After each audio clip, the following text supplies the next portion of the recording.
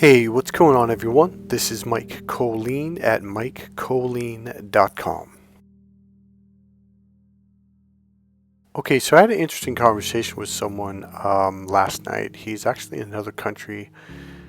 His name's Lohan. He's kind of a marketing guy. He's a younger guy. He's in his mid-20s. And we had an interesting conversation. It relates to my dating and relationship business. And it also relates to the overall, the stuff we've talked about on this channel about narcissist abuse, and I've talked a little bit about avoidance.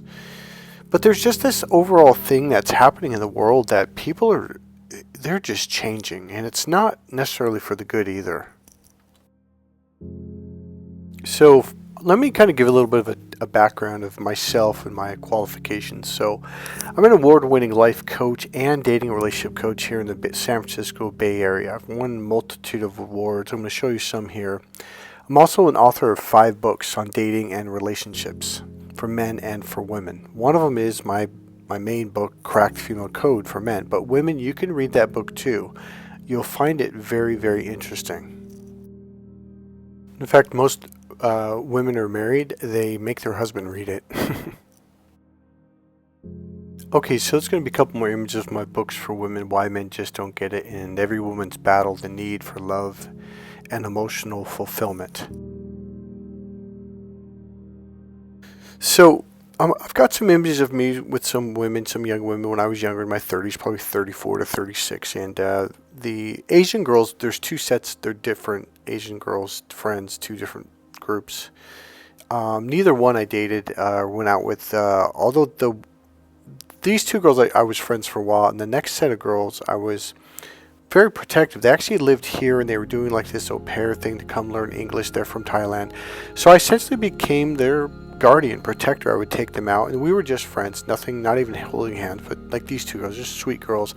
I'm still in touch with them. We're friends on Facebook. So that's Tanya. She went back home. She has a family now. She has, I think, 3 children now.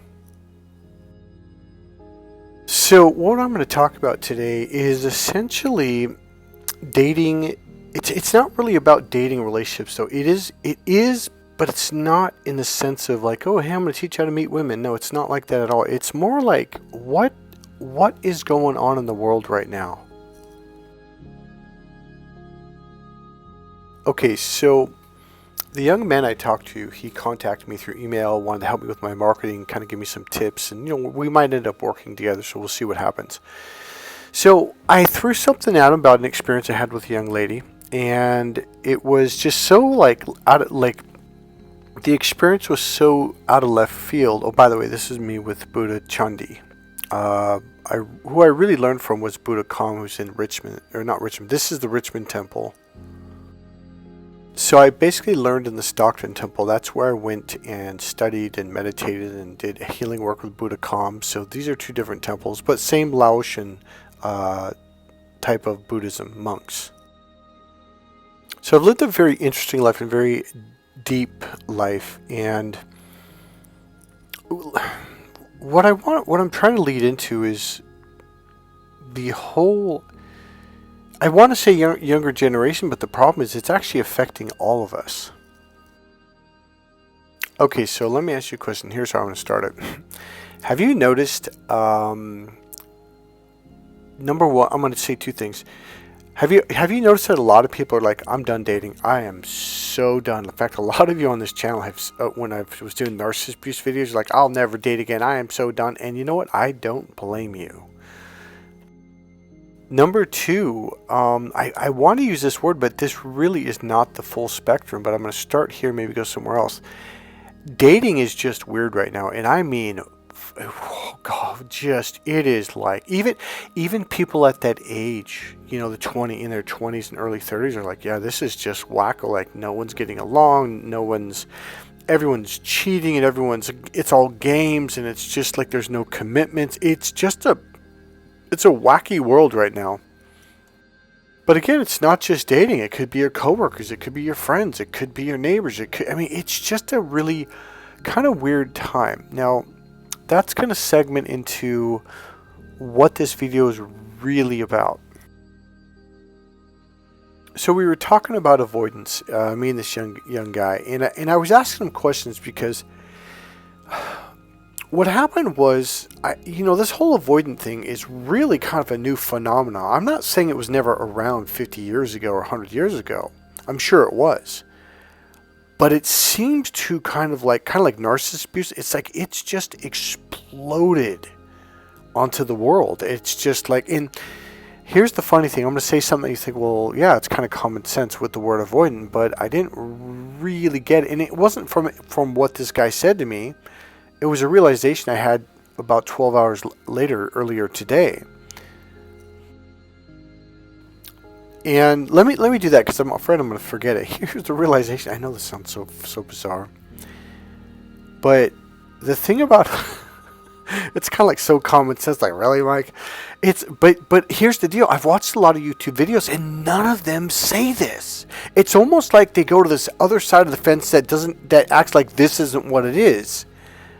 Avoidance, literally avoid anything that's not comfortable or upsetting or responsibility in any way, shape, or form. And the funny thing about it is, it's kind of these younger two generations' way of interacting with each other and interacting with other people at work and everywhere.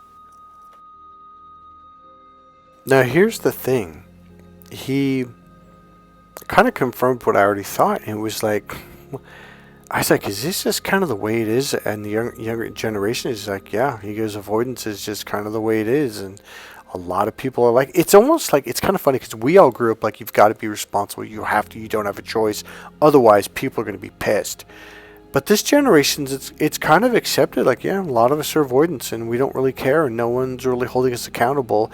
And I'm not even talking about holding them accountable. That's not what this is about. It's not an angry, oh, we got to hold them accountable. It's just an odd phenomenon to me. It's just different. Now, here's the thing that really shocks me, though, is the people in that generation, the 20s and 30s, that are really committed. That is, to me, is such a standout thing because a lot of them just don't do that. Okay, this is a really good way to explain what I'm trying to talk about. Sometimes you have to suffer in life not because you're a bad person, but because you didn't know when to stop being good to the wrong person. And that is, I think, what this video is about. It's a phenomenon. Now, here's the thing. I'm not judging the younger generations. That's not what it... To me, I find this to be like a scientific, psychological fascination of a new phenomenon that is kind of just accepted. And I find it... Here's the deal. Like, they don't really, like, talk about it except when you ask them about it. And they're like, oh, yeah, well, blah, blah, blah. Like, this is just part of the culture. And it is. It's how to explain it? It's just part of the culture. Like, it's a new style of clothes to wear, a new type of music. It's just it's not good. It's not bad. It's just part of the culture, and yet it damages a lot of people. And what's worse, on top of it, no one's talking about like, hey, how do we work with this? How do we fix this? How do we help these people to become healthy? It's more like, well, this is just the way life is. And I'm thinking, like, since when? And how is this okay? Like, how is this? Because no one talks about it. There's been psychological studies, and one of the worst things you can do to a human being is just ghost them. That is, literally, it causes a physical pain in the body that can last for months, even longer, even years. And they'll say, well, I didn't really hurt them. You're like, well, what are you talking about? Like, that's one of the like, why would you do that? That's one of the most cruel things you can do to a human being. I was watching another video that was talking about the effects of it, the effects of ghosting, and it was talking about how it'll cause people at first to be like, oh, okay, well, maybe they want their space. And so there's like this process your brain goes through, and then part is like, after a while, like, hey, did I say something wrong? And you will overthink stuff like, well, God, did they misunderstand what I said? Because I actually meant this really good thing here. And, and so your brain kind of like does this search of, what did I do wrong? Well, and here's the thing, you probably didn't do anything wrong at all. It probably had nothing to do with you. Now this wasn't the first person I've talked about. Off and on over the last 4 or 5 months, I've talked to a lot of people about avoidance and asked questions. Okay, I'll tell you what I did today. I was in San Francisco. I was on my bike going down Van Ness. And there was a young lady, probably 28 years old, and I'm at the stop sign, and she's on the corner, and I looked at her. I could tell she was very friendly. I said, "Hey, can I ask you a question?" She goes, "Yeah, sure." I go, "It's not about you. It's not about me. It's just about this phenomenon that I'm noticing, that I've been noticing for about half a year now, that's going on in the younger generations, and that's why I want to ask you this question."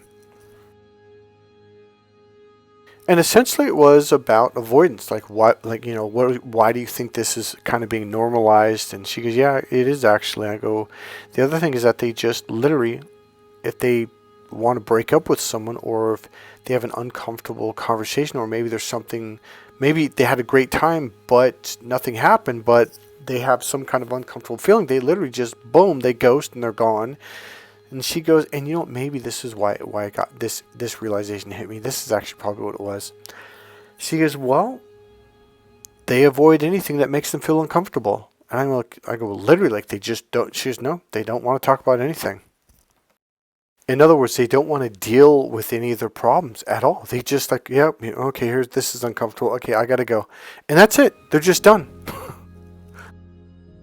And I've talked to both of them, like, well, why do you think this avoidant thing is having like this, like, resurgence, not resurgence, but this surge and all with narcissist abuse, and a lot of them said, well, it's just the whole thing about, video games, not video games, video games are one of them, but social media and how everything's fast and everything's now, and there's all these options and all these choices. But it's just kind of an odd situation because, I mean, how to explain this? Okay, in my generation, if you did that to someone, their friends would be like, "Yo, that was messed up. You need to go say goodbye to that person. Send them a note, call them, do something," because it's just like nobody's saying anything is what I'm trying to say. Nobody seems to really care. It's just like, oh, well, this is just the way life is. But here's what the problem is. People aren't trusting each other at all. All right, here's the part that I think is weird about it. Okay, I'm doing it right now, and this is what I'm saying. They're not talking about it on the street level. Nobody is talking face to face. There's no conversation going on. There's just this acceptance of it.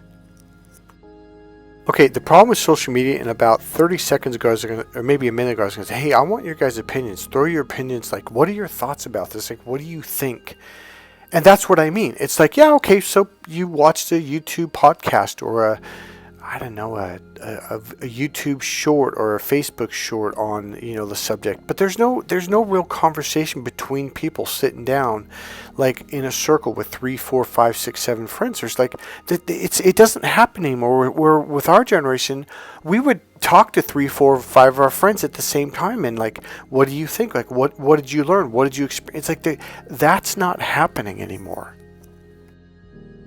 Now, maybe this is just me, but what I'm experiencing, what I'm seeing and getting and feeling is that there's no close connections happening in the 20s and 30s. And I think even people that are in the 40s and 50s, like, yeah, I'm just done dating. I'm not doing this anymore.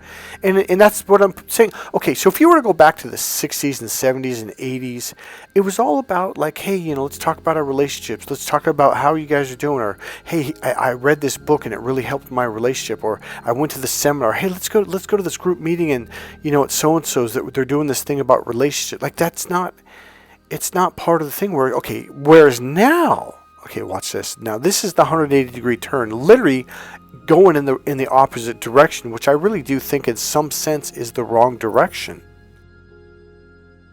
All of you guys are watching videos like I've been making for the last 5 years of, okay, red flag number 1, red flag number 2, red flag number, like we're learning things of what to look out for and what to stay away from, what to avoid. Like, everything now is about avoidance. It's about avoiding things versus about learning how to communicate better. Okay, this is what right here. This is what the video is about. Right here, this is what I'm talking about. Everything is about going away from things. It's like we're going in reverse. We're going the wrong. the road goes this way, but we're going backwards. It doesn't make any sense. Like, I'm not saying that, okay, there are some things you got to learn about psychopaths and about this and this and that, but it's not like that's 10% of the learning. Now that's 90+% of, like, that's all we learn now. Because a lot of people are getting hurt, and it's not stopping at all. It's growing.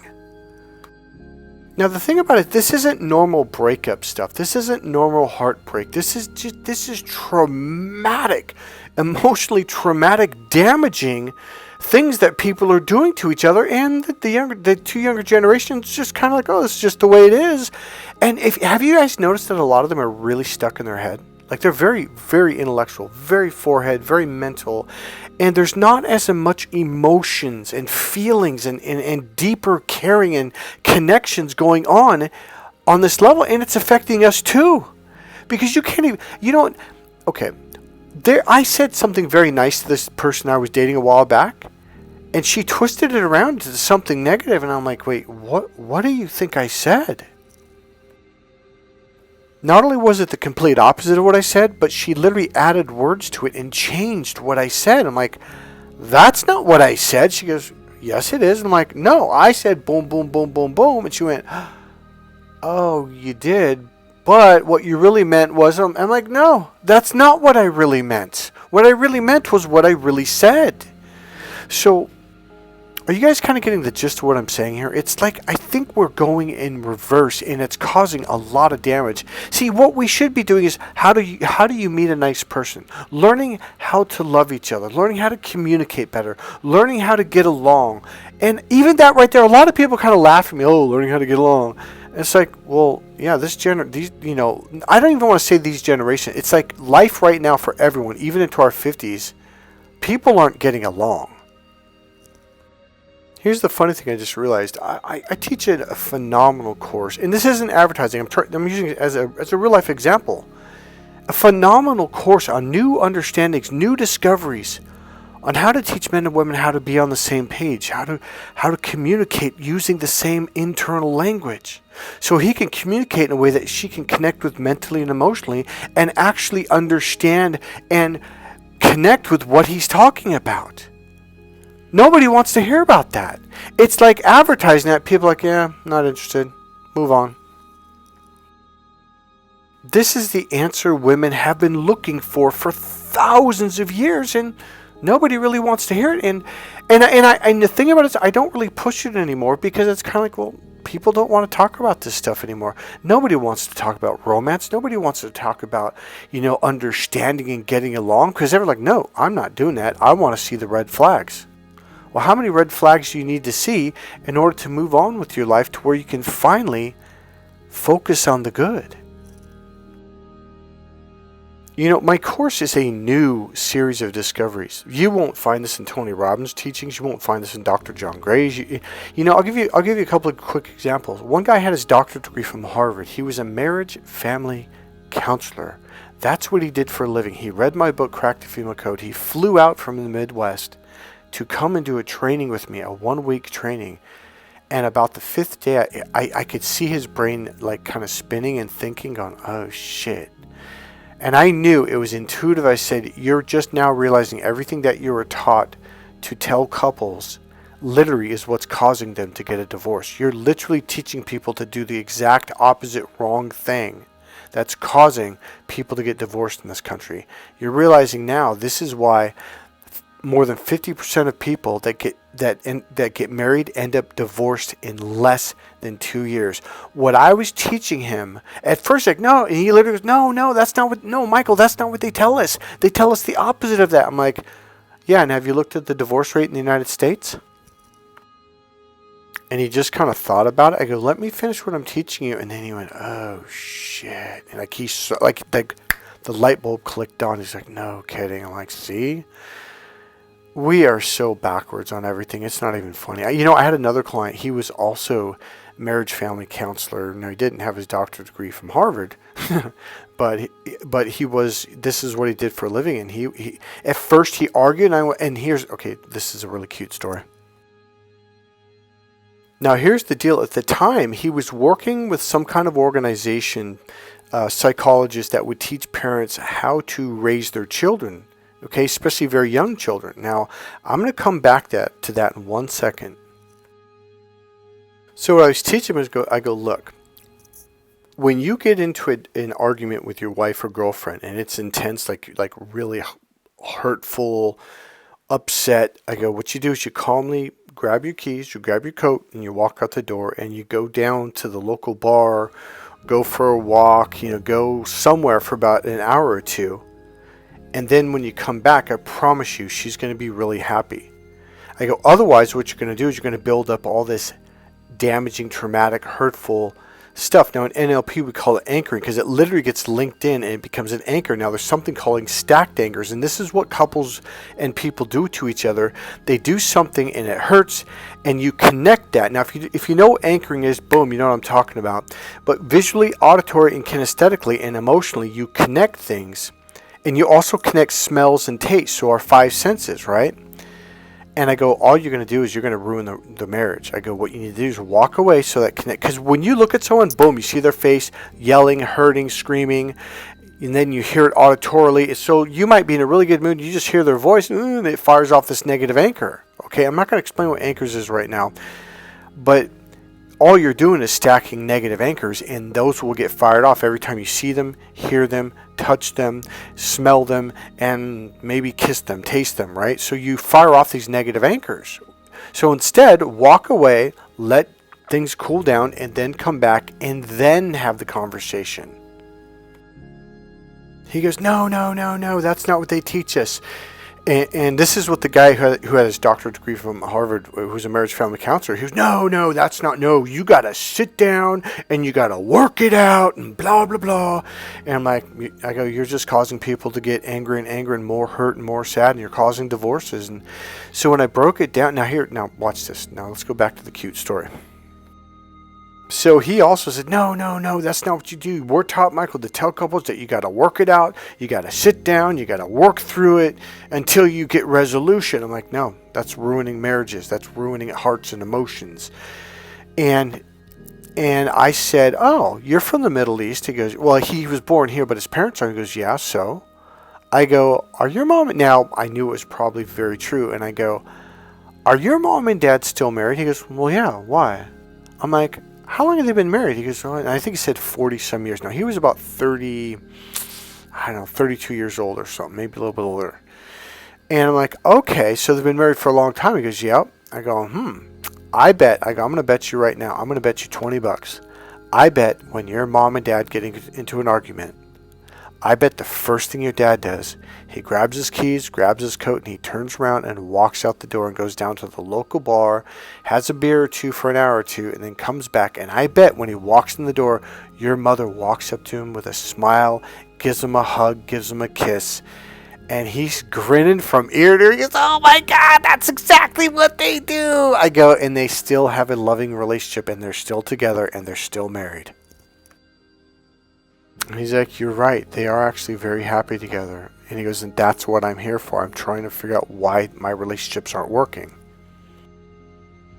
Now, here's the really funny, cute part of this whole thing. So here he is teaching parents how to raise their children. And I brought that up. I go, so what do you tell parents when the child is having a temper tantrum? He goes, well, I tell them that if they're having a temper tantrum is to walk out of the room and to ignore them, because any kind of attention is attention, and that's what the child wants. So if they're learning how to get attention from yelling and screaming, that's what they're going to do to get attention. And he got real quiet, and I'm looking at him. He goes, oh my God. I go, yeah. He goes, I teach this to people now. I'm not even doing it in my own life. I go, yeah. I go, so what you're doing, you're reinforcing this behavior of this is how we connect. And he goes, man, he goes, you're right. He goes, they do teach us to do it with children, but for some reason when it comes to adults, we're taught to work it out no matter how angry or hurt we are. So he knows this. It's not like he doesn't know this, but they never thought to apply it to adults. Now here's the thing. In anchors, it just means an emotion will get linked up, and then there'll be a button that can be pushed. And it could be your voice saying hello. It could be your eyes. It could be anything. So let's say your child gets hurt. skins their knees, let's say. Here's what you do. What you do is say, oh, look at that over there. And what it does, it breaks their pattern so they don't connect that pain to you. So you break the pattern, and then you can hug them, and then you can love them and tell them, nice things, okay? But if you hug them while they're in pain, that hug gets linked to the pain. It becomes like a wire, a neurological wire that gets connected. So the next time you hug them, they feel pain even when they're in a good mood right before that. So all you got to do is break their pattern by saying, "Oh, what's that on the floor? Oh, look up at look at the moon, or look at the sun, or oh, look at that red car." And they'll be like, "What?" And then boom, then you can hug them, and then you can say it's okay, because now your voice gets connected in a positive way versus getting connected to the pain. Now the problem with avoidance is they never come back to have the conversation. And this younger generation is having a real problem with it. And I think the older I think we're getting affected too. Like, nope, not going to have a relationship. Nope, not going to deal with it. There's just this sense of just avoid everything. And I think that's the problem. Now, if you could go back to the 40s, 50s, 60s, and 70s, and even early 80s, we were essentially taught how to deal with situations, okay, whether it was our parents or just by, being told like, hey, you got to work it out, because you learn, okay, one thing, there's something called predicate system: visual, auditory, kinesthetic, auditory, digital. Those are 4 unconscious languages that every human being speaks. I see visual, I see what you mean, hear auditory, I hear what you're saying, auditory. I have a good feeling, kinesthetic, which is feeling. And that makes a lot of logical sense. Makes sense, logical. That's auditory digital. That's your thinking brain. So those are the 4 languages, real briefly. There's obviously a lot of words in each one of those, but here's my point. Unconsciously, when you grew up in the, before all the technology, so in the 60s and 70s, like a lot of people were just learning this naturally, because you kind of had to, you had to learn, like, how do I get along with people? What am I saying? So unconsciously, you don't learn this stuff. And when I was learning the predicate system, I was like, oh my God, you're right. We do that. So it's kind of interesting. You learn something you've been doing unconsciously. And it's kind of a real cool phenomena, right? But here's the problem now. I was learning this in the early 90s. I think that seminar was 91 or 93 maybe. And I remember Dr. Tad James saying, in this generation now, they're not doing this because everybody's going onto computers. Now here's the thing. He said people need to learn this stuff because people are not learning this unconsciously anymore. People are not learning how to communicate. It's like, you want to know why there's this big surgence of everyone has to believe the same thing. Everyone has to think the same way. Everyone has to talk. Here's the language that everyone is supposed to talk. Auditory digital, the thinking brain. No emotions, no feelings, logic. That's logical. That makes sense. I understand. All those words are auditory digital. Everyone is being shoved. In fact, a lot of times if I use any kinesthetic words, you'll just see people just look at me like with just absolute disgust. It is an unconscious way of making you conform. You must speak this language, and you must believe what we believe, think what we think, because otherwise, how the hell are we going to get along? That's what's happening. People are losing flexibility of communication, which means the effectiveness of communication is going to shit. So people don't understand each other. It's like, well, here's the rule. This is what you need to follow. We're all becoming Robotrons. People have lost the art of learning how to communicate effectively. I'm telling you, if you go back to 60s, 70s, 80s, and you learn a predicate system alone, there's other systems you can learn. But you'll be like, wow, man, look at this person. This person completely shifted from these 2 predicate systems to these other 2 just the moment they started talking to this other person, and they don't even know what the predicate system is. Back then, people understood body language. By the time you're about 15 years old, like, you understood body language unconsciously.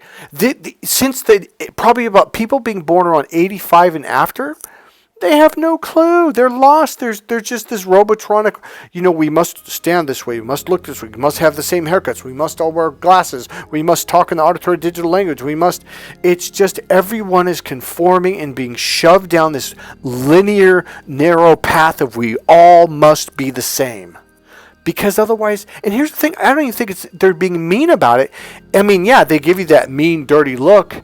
Or they'll literally tell you you're stupid, but they won't be able to tell you why. I don't think they're necessarily doing it to be mean. They're just like, dude, like, how are we going to talk to each other? You know, I tell you one thing that they both said this, and this is really what it is. Instead of dealing with their problems, let's say they got hurt at work. So usually on an unconscious level, you kind of mull through stuff and kind of figure stuff out, right? This younger generation is just going to video games. They're just going to drugs. They're going to distract. And this is the word these two people said. Distractions. Everything is a distraction. Twitter, TikTok, it's just quick, 30-second video, 90-second video, 60-second video, boom, move on to the next, boom. There's no in-depth learning, and here's the real piece. There's no connections going on. No one is learning something enough to make a connection to the next piece. So the pieces are all being divided and separated. And that's what's happening in society. People can't connect. Everyone's divided. Everyone feels like they're in their own little world because essentially, at least on a psychological or mental or I don't know how do you explain that? Like mentally you're people aren't connecting anymore. They're just not. They don't know how.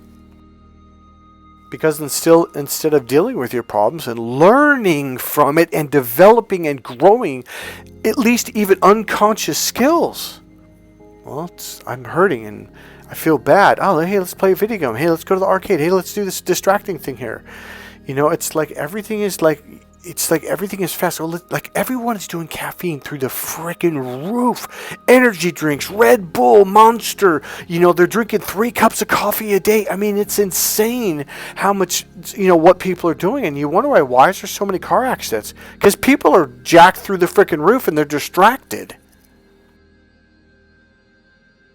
I didn't mean for this video to be this long. Because it's a hard subject. I don't know how to put it into a set of words. I don't know.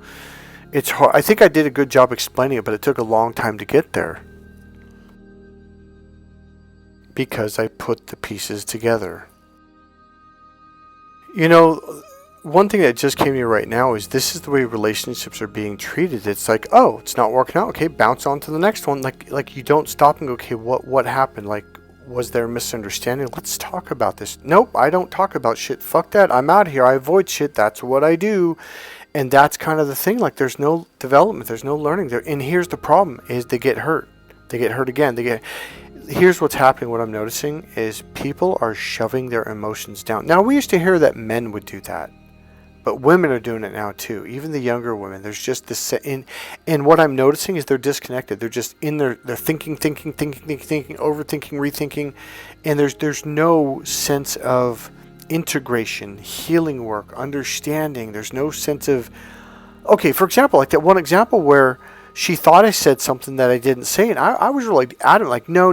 What did you think I just said? Because why are you upset like that? It made no sense to me. And she goes, well, you said this. I'm like, no, I didn't. You added those 2 words. That completely changed the absolute 100% 80 degrees of what I said. That's not what I said. I said this. And they're like, oh. I mean, that's just a small example. Man.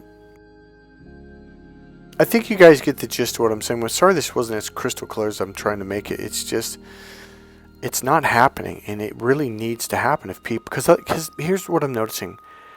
They're all getting damaged more and more versus learning from it and going, oh, I see what I did wrong. So at least then it won't happen in that relationship. Or if they do move on, they'll know how to deal with it in the next relationship. Like that growth isn't happening.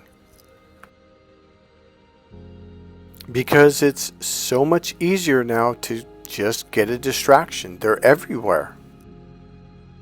Why deal with it when I can just run away from it? I've got a video game. I've got an arcade thing around the store. I've got some drugs. I've got some alcohol. I mean, I've got caffeine. I'll just jack myself up and just spin out of control.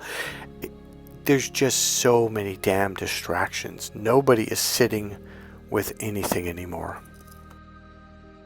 You know, when I grew up, you could talk to a young lady in high school, let's say, and they would have in-depth, emotional, connecting conversations where now it's like, everything is surface level. And the minute you want to mention even a little bit of depth, they run. The richness of life essentially has disappeared. You know what's the interesting thing? All these people like, why are you so happy all the time? That is it, like, like, are you on something? Like, you're on coffee? Nope. Why are you so happy? I'm like, oh, I just rode my bike across the Golden Gate Bridge. Like, yeah, so like, and they look at you like, why would that make you happy? Like, here's another thing. I remember I was really happy. I forget where I was at, and someone goes, why are you so happy? And I go, I don't know. I just am. And they're like, why?